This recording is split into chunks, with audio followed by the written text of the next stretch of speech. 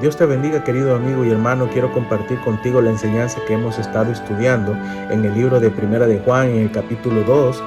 Y hemos estado hablando, número 1, sobre aquellos que salieron de nosotros porque no eran de nosotros. Número 2, hablamos de aquellos que niegan la fe. Y número 3, vamos a estudiar ahora de aquellos que astutamente tratan de engañar a los fieles. Pero miremos ahí en el versículo 26 al 29 de Primera de Juan, capítulo 2, cuando dice: os he escrito esto acerca de los que os engañan. Y en cuanto a vosotros, la unción que habéis recibido de él permanece en vosotros, y no tenéis necesidad de que alguien os enseñe. Pero como la misma unción os enseña acerca de todas las cosas, y es verdadera y no falsa, así como os enseñó, permaneced en él. Ahora, hijitos, permanecer en él para que cuando aparezca tengamos confianza y no nos avergoncemos delante de él en su venida. Si sabéis que él es justo, sabed también que todo aquel que hace justicia es nacido de él. Es interesante observar, querido amigo hermano, que los grupos anticristianos, como Juan los denomina también, pocas veces tratan de guiar a los pecadores perdidos a su falsa fe.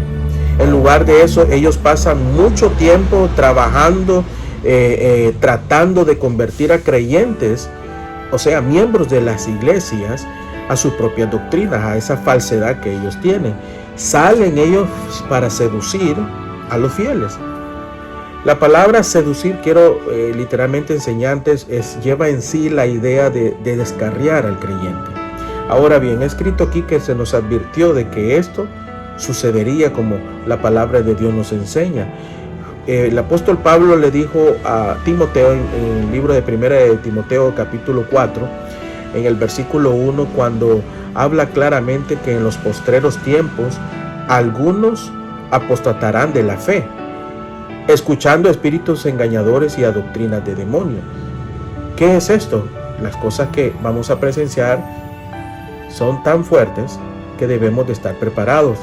Ahora bien, Jesús siempre llamó a Satanás como esa persona falsa, una mentirosa. Juan dijo en el capítulo 8, verso 44, pero el propósito siempre del diablo ha sido de descarriar a los creyentes, de aislarlo totalmente, enseñándole siempre doctrinas falsas, torcer la Biblia, de manera que se le atribuya cualquier tipo de significado. Pablo lo dijo en 2 Corintios capítulo 4, verso 1 y 2 sobre esto. Satanás no es un creador, sino, siempre recordemos, es un falsificador, es un falso. Él imita siempre la obra de Dios. Satanás siempre tiene ministros falsos. Me llama la atención en 2 Corintios capítulo 11, verso del 13 al 15, cuando dice ahí claramente sobre: porque los tales son falsos apóstoles, obreros fraudulentos, disfrazados como apóstoles de Cristo. Y no es de maravillarse, dice, porque Satanás mismo se disfraza como ángel de luz. Así que no es gran cosa que también sus ministros se disfracen como ministros de justificación, cuyo fin será conforme a sus obras. ¿Que predican un evangelio falso? Sí, claramente es así. ¿Que producen cristianos falsos? Claramente así es. La Biblia lo dice en Juan 8, del versículo 43 al 44. Los cuales siempre dependen de una justicia falsa. Pablo lo dijo en Romanos capítulo 10, verso del 1 al 10. Ahora, en la parábola de la cizaña de Mateo, se describen a Jesús y a Satanás como sembradores. Jesús siembra la verdadera semilla, los hijos de Dios, ¿qué significa eso? Pero Satanás siembra los hijos que son malos. Mientras crecen ambas clases de planta, se parecen tanto que los siervos no podrían decir cuál es cuál hasta que aparece el fruto. Ahora, la principal, y eso es importante que usted lo sepa, la principal estratagema de Satanás durante esta edad es siempre plantar lo falso, ahí donde Cristo planta lo verdadero. Es importante, querido amigo y hermano, que seas capaz, tú y yo, que seas capaz de detectar lo falso y separar las enseñanzas de Cristo de las enseñanzas falsas del anticristo. Porque es importante que meditemos en esto. ¿Cómo hace esto un creyente? Porque es una pregunta que debemos hacernos nosotros. ¿Cómo hacemos esto? Dependiendo de la enseñanza del Espíritu Santo. Eso es claro y verífico en nuestras vidas. Todo creyente ha experimentado la unción. El mismo Juan dijo en 1 Juan 2:20, pero vosotros tenéis la unción de parte del Santo y conocéis todas las cosas, o sea, del Espíritu. Y es el Espíritu quien le enseña la verdad a cada uno de nosotros. Los falsos maestros no son guiados por el Espíritu de verdad, sino que los guía el espíritu del error. Ahora, la palabra aquí, unción, nos recuerda la práctica antigua testamentaria del derramamiento de aceite sobre la cabeza de la persona apartada para un servicio especial. Un sacerdote era ungido. El libro de Éxodo capítulo 28 verso 41 dice: con ellos vestirás a tu hermano Aarón y con él a sus hijos. Lo ungirás, lo investirás y lo consagrarás para que me sirvan como sacerdote o como un profeta. Un creyente, neotestamentariamente hablándolo así literalmente, no es ungido con aceite literal, sino con el Espíritu de Dios. Con una unción que lo coloca aparte para realizar siempre su ministerio como uno de los sacerdotes de Dios. Pedro, dijo en el capítulo 2, verso 5, también vosotros sed edificados como piedras vivas y casa espiritual para ser un sacerdocio santo. En el versículo 9 habla sobre, pero vosotros sois linaje escogido, real sacerdocio. No es necesario que ores pidiendo a Dios la unción del Espíritu. Si eres creyente, ya has recibido esa unción especial. Hay muchas doctrinas hoy que enseñan de esa manera equivocada, pero esta unción ya permanece en nosotros, está para siempre en la vida de cada uno de nosotros, y por lo tanto no es necesario que se nos vuelva a impartir. Es como que yo te diga que ya recibiste a Cristo y te vuelve a evangelizar y puedas volver a recibir a Cristo. Ahora bien, hemos visto que los falsos maestros siempre van a negar al Padre y al Hijo. También niegan al Espíritu Santo. El Espíritu es el maestro que Dios nos ha dado a nosotros, porque Él es el Paracleto que está al lado de nosotros, el que nos enseña, el que nos instruye, el que nos consuela. Juan en el capítulo 14, verso 26 dijo estas palabras también: pero el Consolador, el Espíritu Santo, que el Padre enviará en mi nombre, Él os enseñará todas las cosas y os hará recordar todo lo que yo os he dicho.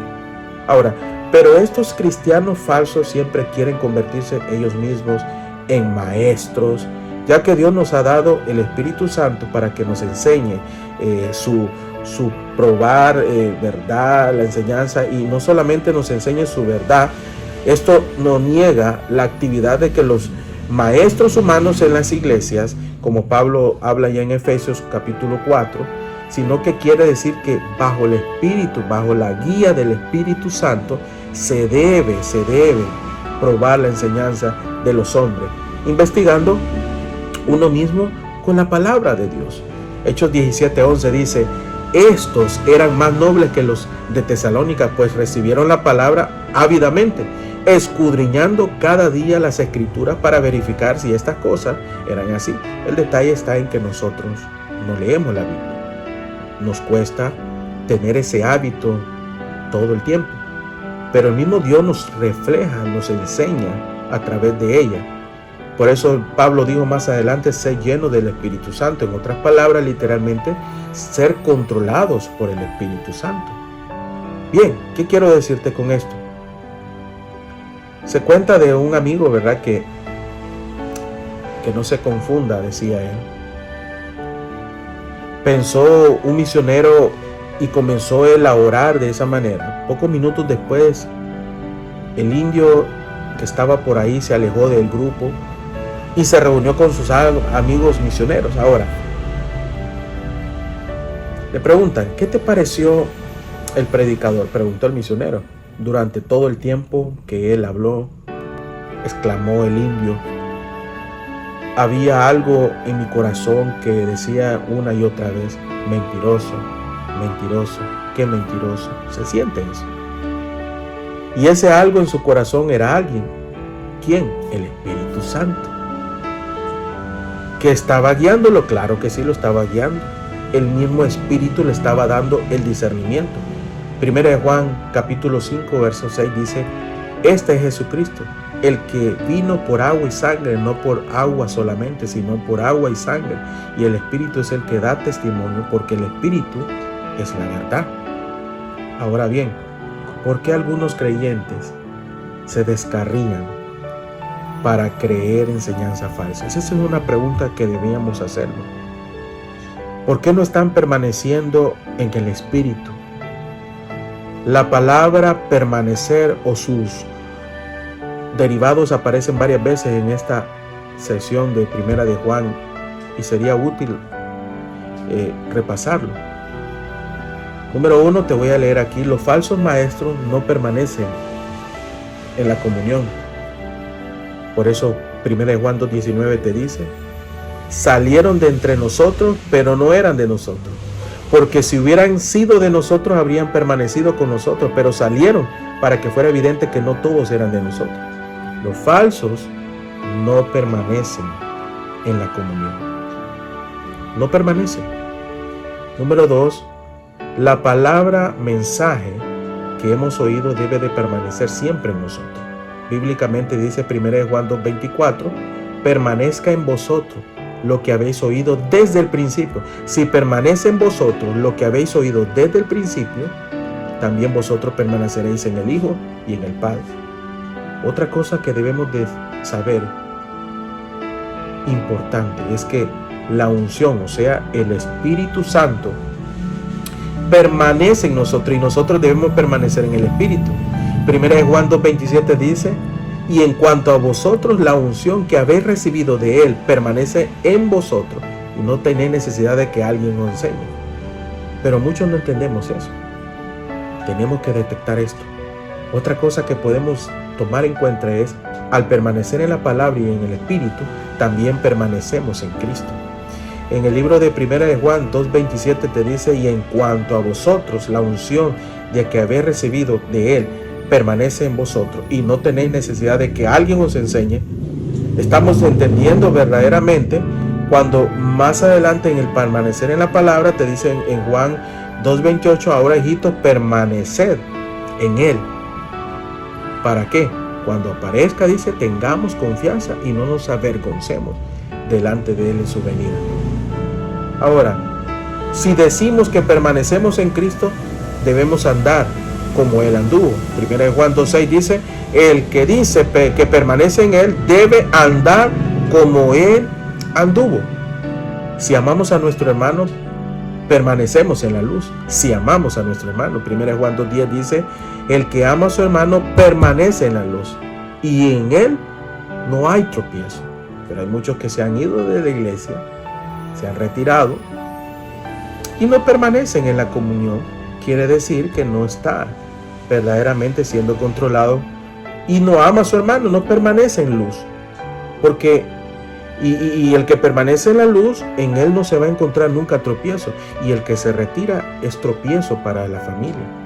Porque mucha gente se ha retirado y en vez de estar fiel en el Señor ahí, no dejando de congregar, su vida más bien sirve de instrumento para tropezar a otros que están alrededor de esa persona. Si la palabra permanece en nosotros, ahí está importante, seremos espiritualmente fuertes. 1 Juan 2:14 dice: os he escrito a vosotros, padres, porque habéis conocido al que desde el principio.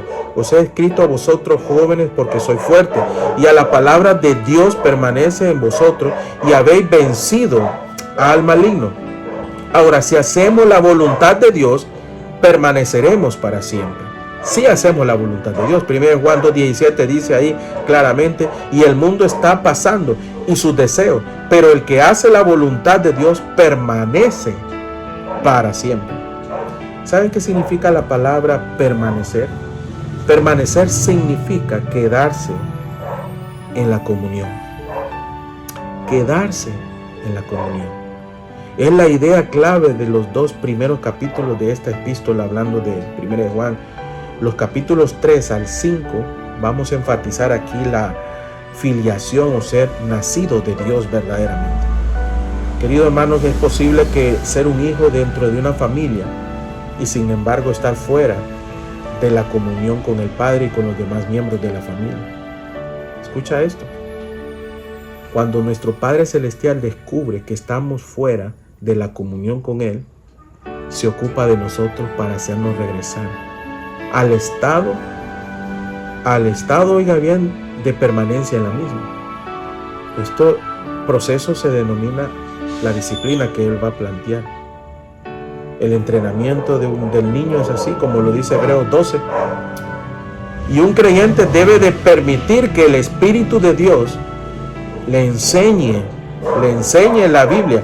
Una de las funciones más importantes de la iglesia local es la enseñanza de la palabra de Dios. Ahora, qué interesante es entender esto, porque una de las fases, el Espíritu da el don de enseñanza a ciertos individuos de la comunidad o de la comunión.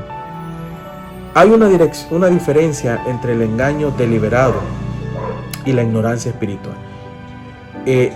Quiero hablarte de que cuando Apolos predicó en la sinagoga de Éfeso, el mensaje que dio era correcto hasta el punto en que él lo conocía, pero no era completo. Priscila y Aquila, recuerden la historia en Hechos, 2 creyentes maduros de la congregación, lo llevaron aparte de forma privada, lo instruyeron en cuanto al mensaje completo de Cristo. Y un creyente que pasa tiempo diariamente en la Biblia y en oración andará siempre en el Espíritu y tendrá discernimiento de que necesite en su vida personal. Yo animo a todo aquel que sepa claramente que algo importante que Dios quiere que nosotros entendamos es que los versículos tanto 28 y 29 de esta primera epístola de Juan son un puente para que pasemos a la comunión y a la filiación. Y esto es permanecer, significa estar en la palabra que anteriormente hemos encontrado 2 veces, manifestarse y avergonzarse, de otras palabras que vimos ahí. Y un creyente siempre encuentra motivo para obedecer a Dios, siempre. Ten presente esto, que la vida genuina de un creyente es una vida de acción. Si sos verdadero creyente genuino, tú vas a permanecer en comunión con el Señor. Si tú eres genuinamente, tú vas a estar ahí porque te sometes a la palabra de Dios y dejas a Dios controlar tu vida. Pero realmente muchos no quieren entender esto. Y algo importante, una persona que profesa ser creyente, pero no vive en obediencia, no vive en amor, no vive en verdad, está engañado o es un engañador. Así totalmente. Pero deben de entender que Cristo va a venir por su iglesia un día y tú vas a dar cuentas también, y tenemos que estar listos. El Señor tiene grandes cosas para nosotros, pero tenemos que aprender a vivir como Él nos demanda y así entender que Cristo tiene grandes cosas y que Él viene y que no se puede detener su venida. Es ahora que tienes que aprovechar, arreglar muchas cosas en tu vida, en esta tierra, porque cuando Él venga ya no habrá tiempo. El Señor tiene grandes cosas, pero te animo a que sigas adelante y recuerda, no dejando de congregarnos como algunos tienen por costumbre, porque con Cristo somos más que vencedores.